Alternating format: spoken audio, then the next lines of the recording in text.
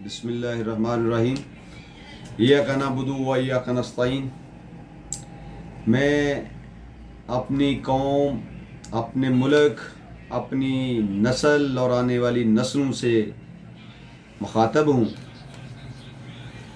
کہ میرے ملک کے ساتھ جو کیا جا رہا ہے، جو ہو رہا ہے، یہ ایسے ہی نہیں ہو رہا، بلکہ ایک سازش، ایک منصوبہ بندی، ایک پلاننگ کے تحت ہو رہا ہے۔ جو آج کل کابینہ بنائی گئی ہے، اس میں دیکھیں انوار الحق کاکڑ سابق جو ہمارے عبوری وزیر اعظم تھے،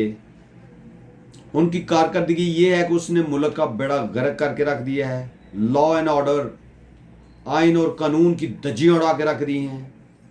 آئین اور قانون کو تو دفن کر دیا ہے، اس کو دوبارہ اسمبلی میں نوازا جا رہا ہے، اس کو پارٹ آف پارلیمنٹ بنایا جا رہا ہے۔ جو ہمارے سابق پنجاب کے وزیر اعلیٰ تھے محسن نقوی، انتہائی غلیظ قسم کا شخص تھا، جس نے ملک قوم کے ساتھ، آئین قانون کے ساتھ جو مذاق کیا ہے، اس کی کوئی نظیر ہی نہیں ملتی۔ اس کو دوبارہ پارلیمنٹ کا حصہ بنایا جا رہا ہے، کیونکہ وہ اپنے پالتو ہونے کا اس نے یہ ثبوت دیا ہے کہ جو اسے ٹارگٹ دیا تھا اس سے بڑھ کے اس نے کام کر کے دکھائے ہیں۔ جو 9 مئی کے جتنے تانے بانے ہیں، ان سے ملتے ہیں، انہوں نے آپس میں ساز باز کر کے، ہماری اسٹیبلشمنٹ سے مشاورت کر کے، آئی جی پنجاب کے ساتھ مشورہ کر کے، جو انہوں نے ملک کے ساتھ کیا ہے، جو انہوں نے قوم کے ساتھ کیا ہے، اور جیسے انہوں نے پی ٹی آئی کو الیکشن جیتنے کے باوجود دیوار کے ساتھ لگا دیا ہے، اور جو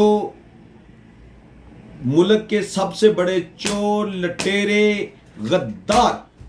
جنہوں نے ملک کا بیڑا غرق کر دیا ہوا ہے، کرپٹ ترین دنیا کے انسان گردانے جاتے ہیں، ان کو پاکستان کے صدر، وزیر اعظم، وزیر اعلیٰ بنا رہے ہیں، اور ان لوگوں کو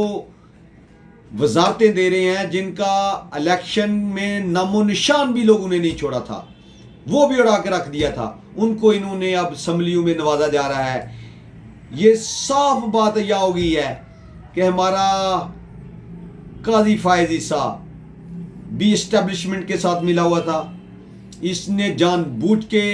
پی ٹی آئی سے بلے کا نشان چھینا تھا۔ یہ ملائنس تھا، یہ کنونس تھا، یہ کنیکٹڈ تھا اسٹیبلشمنٹ کے ساتھ، اور اس لیے یہ سب کچھ، سارے کام، ملک کا بیڑا غرق ہوتا رہا، الیکشن کی دھجیاں اڑتی رہی، مینڈیٹ کا بیڑا غرق کر دیا، آئین قانون وڑ کے رکھ دیا۔ لیکن یہ چیف جسٹس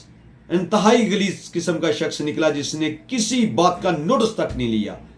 اگر ایسے ہی ملک کے ساتھ ہوتا رہا تو حضرت علی رضی اللہ عنہ کا قول ہے کہ کفر کا نظام چل سکتا ہے، ظلم کا نظام نہیں چل سکتا، اور موجودہ ظلم کی انتہا ہو چکی ہے۔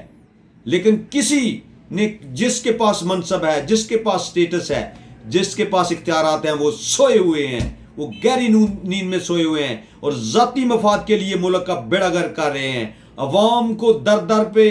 ذلیل و خوار کر رہے ہیں، عوام غربت کی جو لکیر ہے اس سے بھی نیچے چلا گئے ہیں، اور انٹرنیشنلی ہمارا کوئی معیار ہی دنیا میں نہیں رہا۔ لیکن ہمارے جو مقتدر حلقے ہیں، جو طاقتور ادارے ہیں، وہ صرف اپنی منیاں کر رہے ہیں اور ملک کا بیڑا غرق کر رہے ہیں۔ اگر یہ ایسا ہی ہوتا رہا تو یہ بھی نہیں رہیں گے۔ میرے منہ میں وہ الفاظ میں ادا نہیں کرنا چاہتا کہ اگر ایسے ہی ہوتا رہا تو ملک کا کیا بنے گا۔ یہ اب عوام کو سوچنا ہوگا، یہ اب جمہور کو اٹھنا ہوگا، یہ قوم کو اٹھنا ہوگا، قوم کو اس کے خلاف اعلان بغاوت، اپنے آئینی، قانونی، شرعی حق کے لیے کھڑا ہونا پڑے گا۔ ادروائز ہمارے پاس کوئی راستہ نہیں کہ ہم کدھر جائیں گے۔ Thank you.